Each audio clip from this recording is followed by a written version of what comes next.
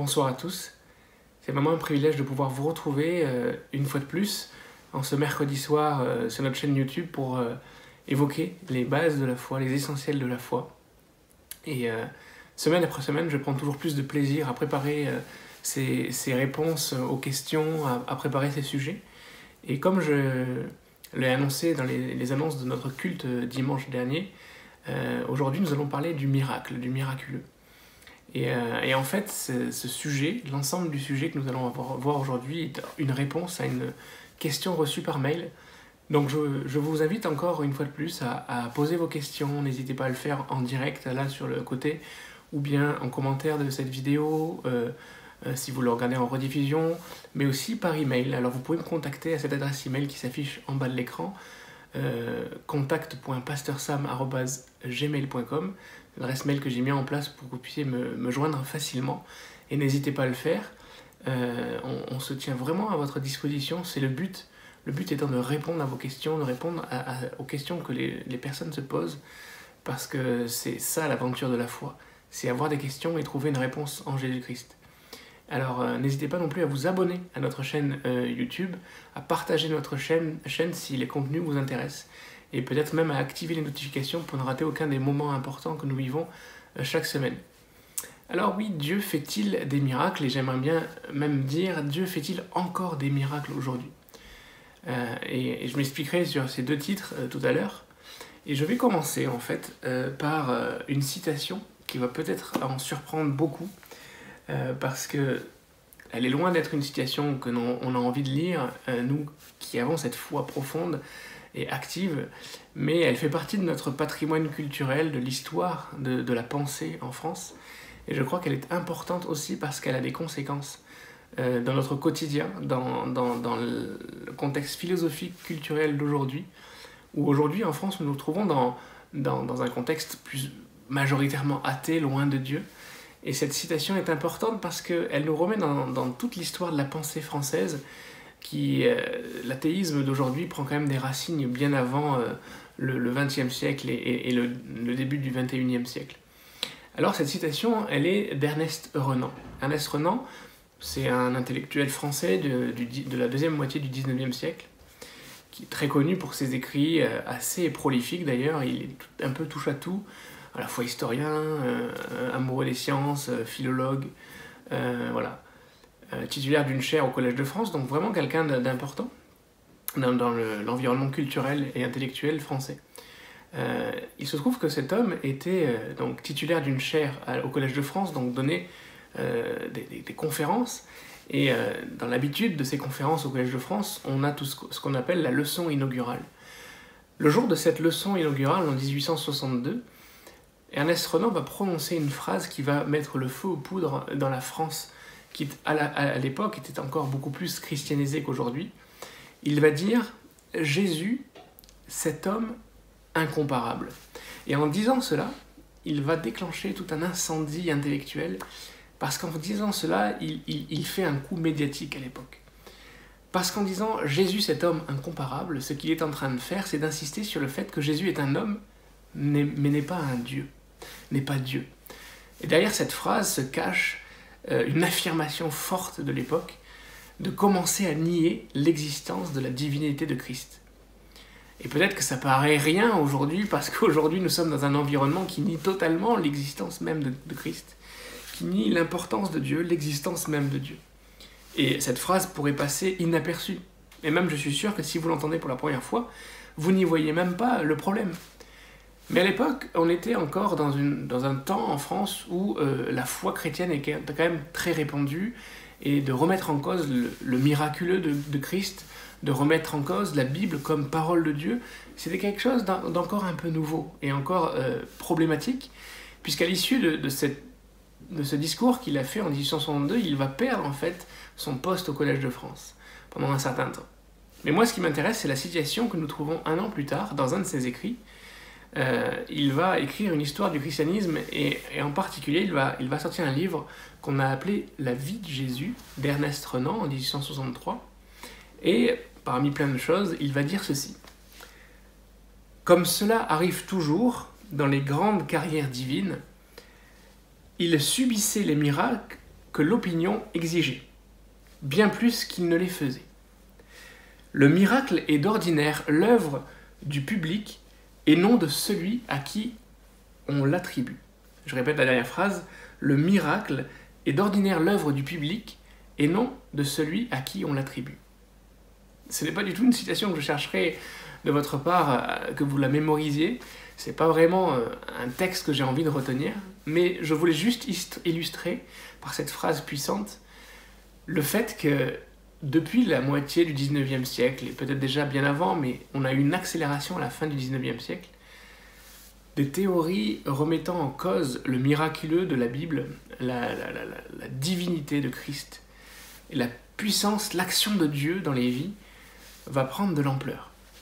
Et à la suite d'auteurs comme Ernest Renan, on va avoir la diffusion de cette idée que finalement la Bible n'est pas un livre divin, n'est pas la parole de Dieu, mais simplement un livre d'histoire, que la vie de Jésus est une forme de légende d'un homme qui n'a pas vraiment fait ces choses-là.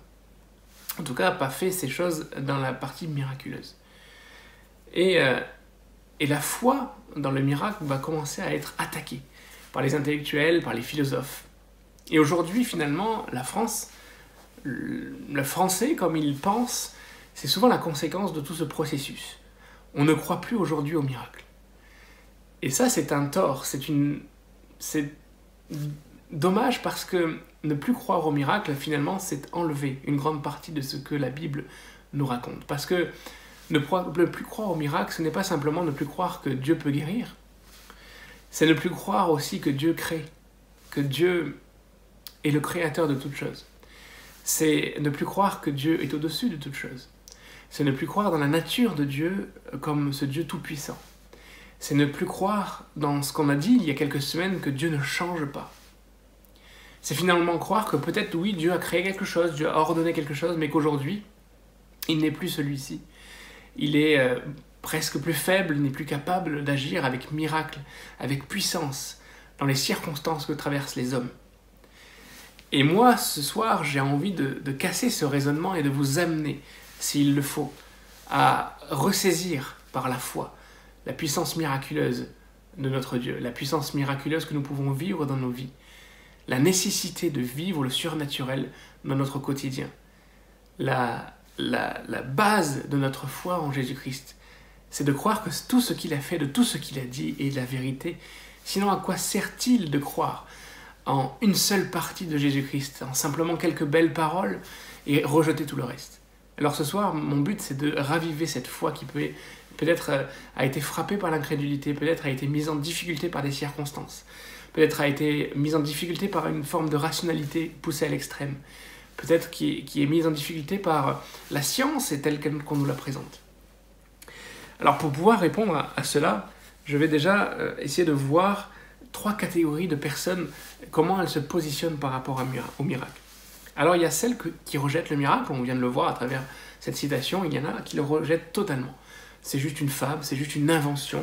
Comme le dit cette citation, le miracle est une invention de l'œuvre publique. C'est quelque chose que le public invente pour pouvoir conforter, affirmer son leader peut-être. Et donc, quelque part, selon la théorie de cet homme, c'est de dire que finalement le miracle n'a pas lieu du temps de Jésus, mais c'est la foule qui invente le miracle pour se donner un Dieu, se donner un maître. Donc il y a ceux qui rejettent le miracle. Il y a ceux qui essayent de l'expliquer. C'est-à-dire qu'ils ne sont pas totalement dans la négation, mais ils essayent d'expliquer le miracle en lui trouvant des raisons, des explications naturelles. Je vais vous faire une confidence, cette partie de cette catégorie est pour moi la plus triste. Parce que c'est comme si c'était une catégorie de personnes qui n'arrivent pas à finalement faire le choix entre croire au miracle et le rejeter totalement. Et toutes les positions intermédiaires dans la vie sont toujours les plus inconfortables. Parce qu'il vaut mieux rejeter le miracle et être affirmé dans sa position que d'essayer de l'expliquer avec des raisonnements qui souvent se ridiculisent quand on les analyse. Ça, c'est un courant qui a été à la mode de la fin du 19e et du début du 20e siècle, où on essayait de trouver des arguments scientifiques pour dire « oui, mais le miracle de la mer Rouge, c'est une explication à ce moment de l'année, la mer est dans une position basse, et au final, il n'était pas très difficile aux Israélites de traverser à pied. » Et toutes ces explications sont souvent presque tirées par les cheveux et deviennent presque risibles quand le temps passe et quand on les analyse avec les connaissances d'aujourd'hui.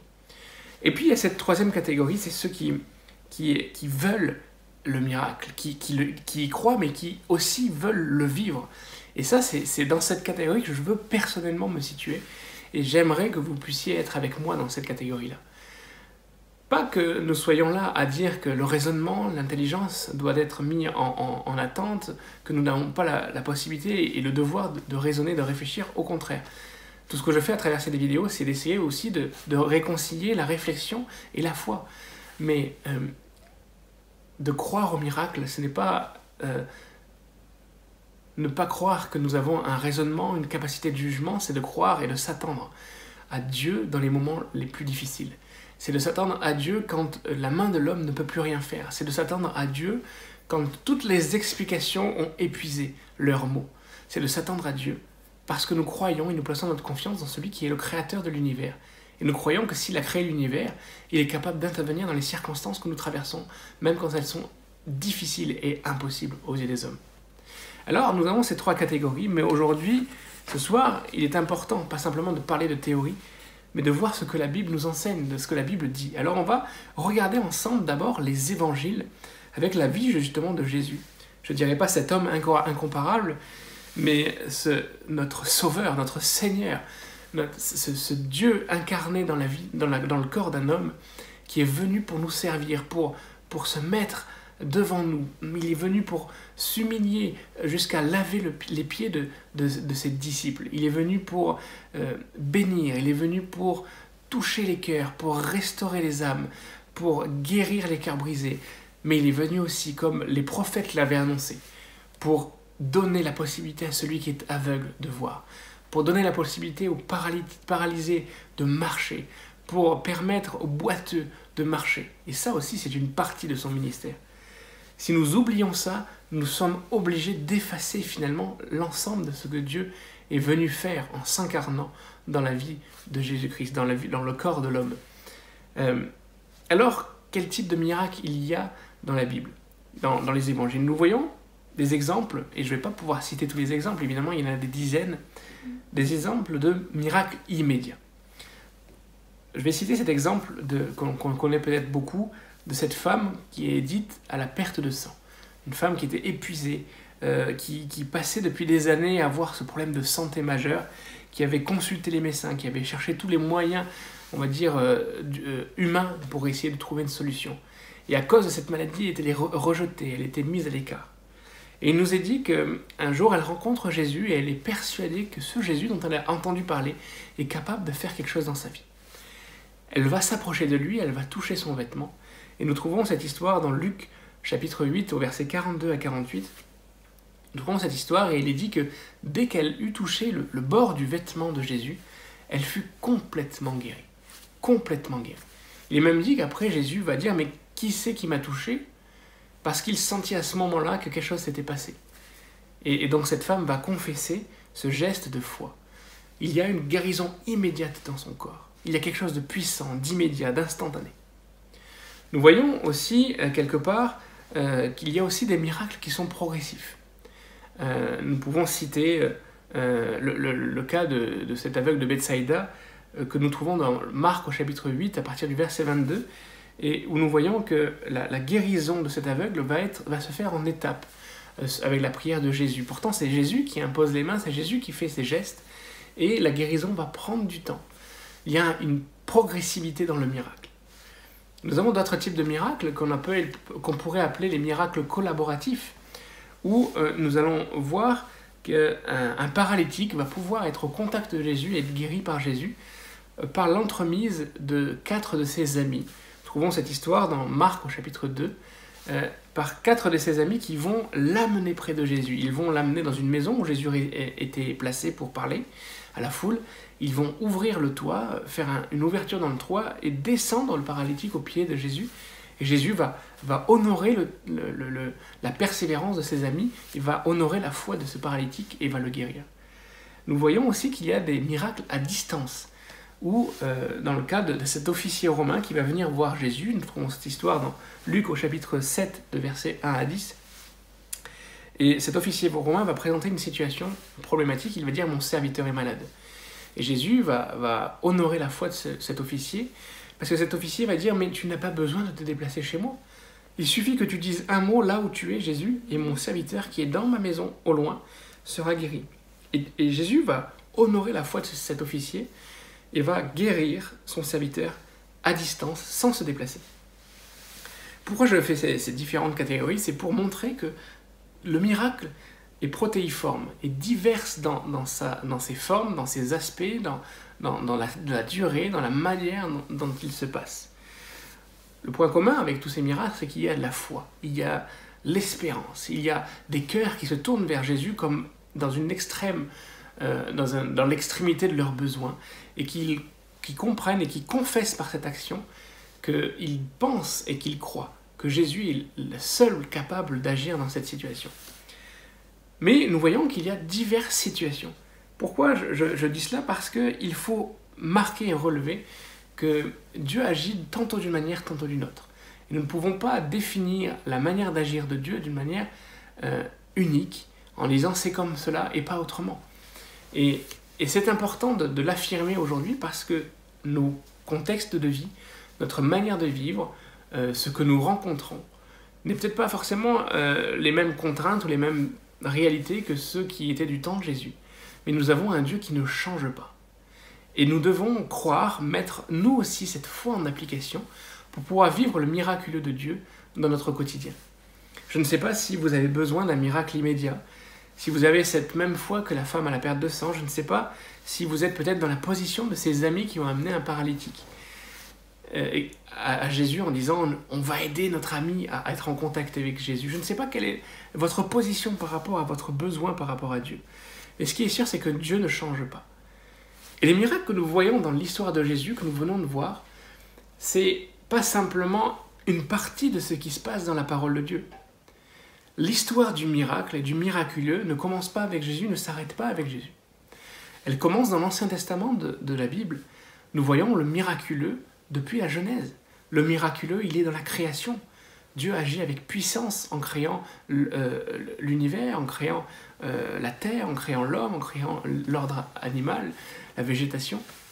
Nous voyons Dieu qui est miraculeux quand il accompagne Abraham, il est miraculeux quand il accompagne Jacob, il est miraculeux quand il accompagne Moïse et qu'il fait sortir Israël du pays d'Égypte. Il est miraculeux en continu, il est miraculeux avec Josué, il est miraculeux avec Gédéon, il est miraculeux avec Samuel, il est miraculeux avec Salomon, David. Enfin bon, je ne vais pas continuer comme cela, il est miraculeux avec Élie, avec Élisée. Il y a tant de miracles dans l'Ancien Testament. Et donc Jésus est en train de faire vivre à ses contemporains la réalité du miracle. Peut-être à une échelle bien plus importante, avec une quantité bien plus importante, tout simplement parce qu'il est Dieu sur terre. Et il est en train de manifester la présence de Dieu, l'action de Dieu au quotidien. Mais il ne fait pas simplement cela pour nous dire voilà ce que Dieu est capable de faire, et quand je m'en vais, c'est terminé. Au contraire, et je veux citer ce verset, je veux que vous le gardiez près de votre cœur. Jésus nous dit dans Jean 14, verset 12, il nous dit « en vérité, je vous le dis, celui qui croit en moi fera aussi les œuvres que je fais, et il en fera de plus grandes parce que je m'en vais au Père. » Et en fait, quand il dit cela, il continue au verset suivant et il dit « et tout ce que vous demanderez en mon nom, je le ferai, afin que le Père soit glorifié dans le Fils. » Et en fait, ce que Jésus a vécu, ce qu'il a fait vivre à la foule qu'il a rencontrée, à ceux qui l'ont rapproché, ceux qui avaient la foi pour vivre ces choses-là, il veut que nous puissions le vivre aujourd'hui. Il veut que nous puissions pratiquer les œuvres de son Père aujourd'hui, en son nom, par la foi. Et je ne veux pas me mettre à la place de Dieu et vous dire qu'est-ce que Dieu pense. Mais je pense que la Bible est assez claire pour qu'on comprenne que Dieu serait triste si nous, les hommes qui sommes aujourd'hui présents sur terre, nous ne sommes pas capables d'avoir la foi pour vivre le miracle. Nous ne sommes pas capables d'appliquer la foi pour proclamer que Dieu est encore vivant aujourd'hui, pour faire le miracle dans nos vies, pour créer les situations qui ont besoin d'être créées, pour faire des brèches pour ouvrir des situations totalement bloquées, pour guérir des personnes à l'extrémité. Dieu serait triste si nous n'appliquons pas et nous ne nous plaçons pas dans cette position de foi. Dieu peut quelque part être triste de notre pays parce qu'il a abandonné un héritage de foi qu'il pouvait revendiquer par le passé.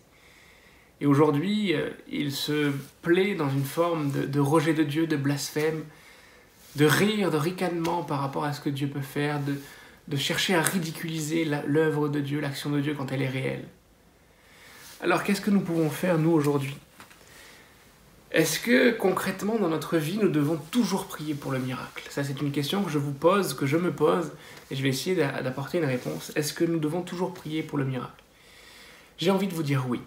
Une première réponse va être du cœur, va être « j'ai envie de vous dire oui », parce que allons chercher le maximum de ce que Dieu peut nous donner.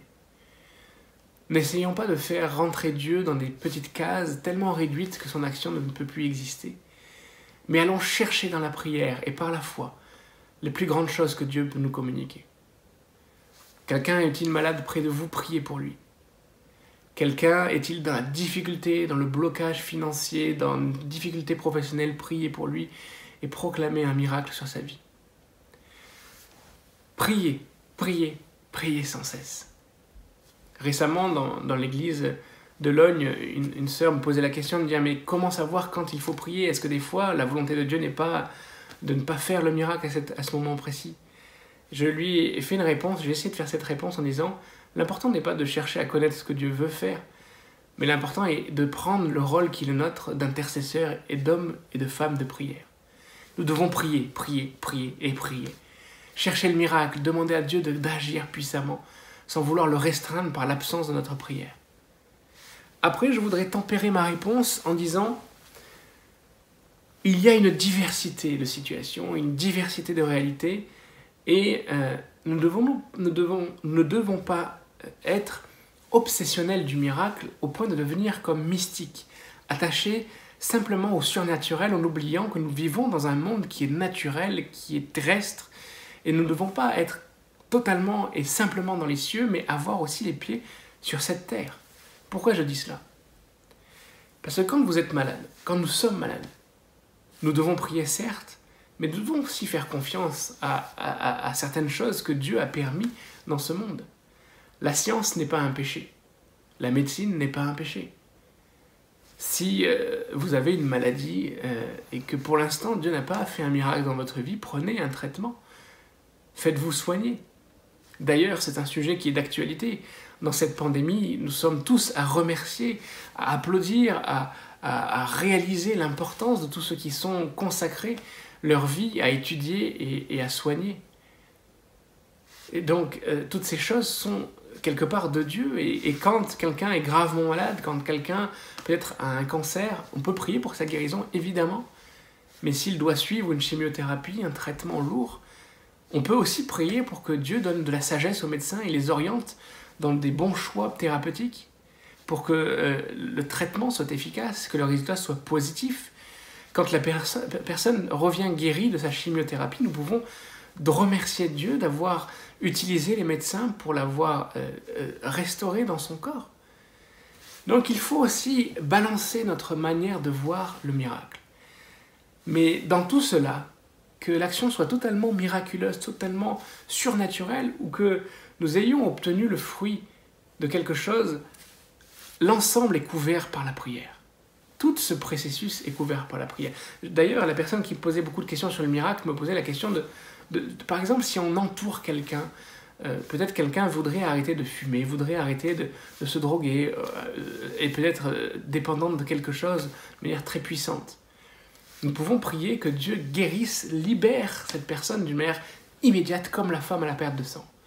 Mais nous pouvons aussi, en tant que chrétiens, prier pour cette personne et être aussi ses accompagnateurs, ses collaborateurs de l'œuvre de Jésus-Christ, comme ses amis qui ont amené le paralytique aux pieds de Jésus. Donc il y a toujours des réponses différenciées par rapport à des situations différenciées. Mais le plus important, c'est de réaliser que nous devons toujours prier, nous devons toujours chercher une action de Dieu dans nos vies, une action de Dieu dans nos corps, dans nos situations, dans tout ce qui se présente devant nous. Alors à travers cette question que je me pose, c'est Dieu fait-il des miracles? Je vais vous dire oui, oui, oui. Dieu fait-il encore des miracles? Je vais vous dire encore plus oui, parce que c'est lié à ce que nous avons dit il y a quelques semaines, Dieu ne change pas. Et j'espère vous convaincre, si vous l'avez oublié, vous convaincre à retrouver la force de la prière, la force d'une foi inébranlable. Vous savez, une foi puissante, ce n'est pas quelque chose de surnaturel que Dieu va nous donner. C'est la simplicité même d'une prière toute simple qui est formulée, sans être ébranlée par les circonstances. Jésus a souvent mis en avant que des hommes surprenants ou des femmes surprenantes avaient une foi extraordinaire, alors que les hommes les plus religieux de son temps n'avaient aucune foi pour pouvoir vivre le miracle. Ils demandèrent souvent des miracles à Jésus, mais Jésus n'a pas répondu à ces demandes parce qu'elles n'étaient pas des demandes basées sur la foi et sur une vraie confiance en Jésus, mais plutôt pour le piéger. Par contre, il va distinguer la foi de cet officier romain. Il va distinguer de cette femme syrophénicienne qui va supplier le miracle de Jésus. Il va distinguer ces personnes peut-être qu'on n'aurait même pas regardées, parce que la foi, elle est simple. Elle est simple et elle se présente devant Dieu.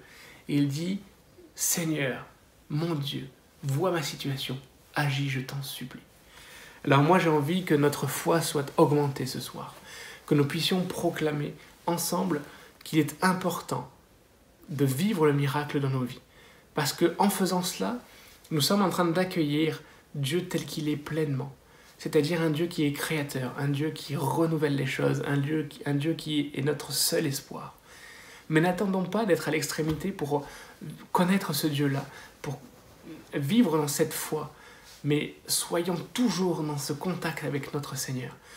Prenons ce verset de Jésus qui nous dit « Mes disciples, ceux qui croient en moi, feront des choses plus grandes parce que je m'en vais au Père, et tous ceux qui demanderont en mon nom, je le ferai, afin que le Père soit glorifié dans le Fils, que nous puissions garder ces paroles. » Et j'ai envie de prier avec vous afin que votre foi soit renforcée.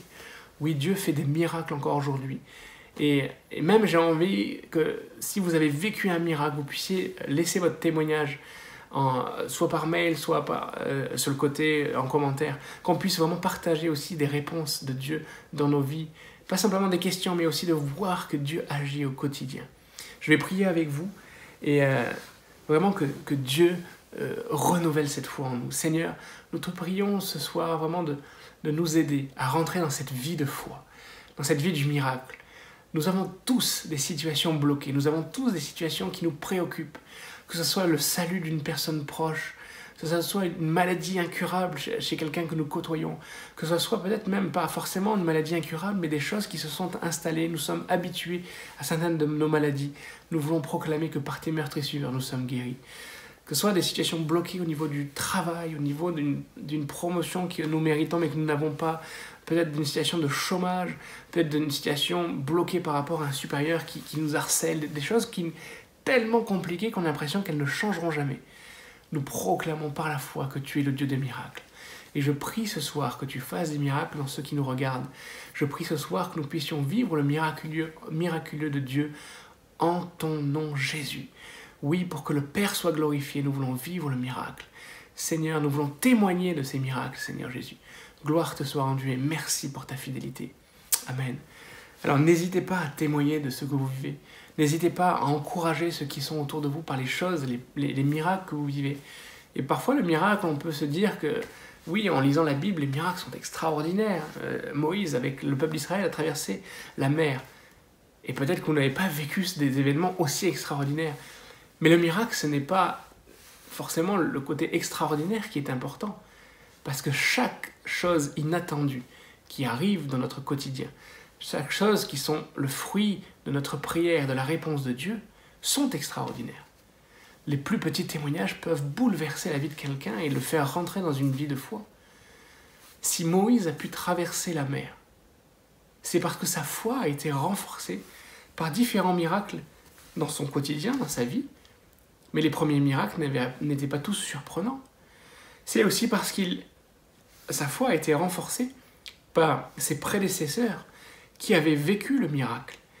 Et tous les miracles ne sont pas extraordinaires. Ils sont extraordinaires pour les personnes qui les vivent, parce que ces personnes sont face à un blocage et elles vivent le déblocage. Mais témoigner, c'est une chose primordiale. Alors n'hésitez pas à le faire avec toutes les personnes que vous rencontrez. Et si votre foi est tellement faible, et peut-être que vous commencez à découvrir Jésus, vous vous dites, mais moi j'en suis pas là, je sais pas toutes ces choses, ça me dépasse. Ben, appliquez-vous à la prière. Mettez Dieu à l'épreuve et vous verrez combien il répondra, combien il sera fidèle. S'il l'a fait par le passé, il le fera pour vous, parce que, comme nous l'avons dit il y a quelques semaines, Dieu ne change pas. Que le Seigneur vous bénisse. À très bientôt.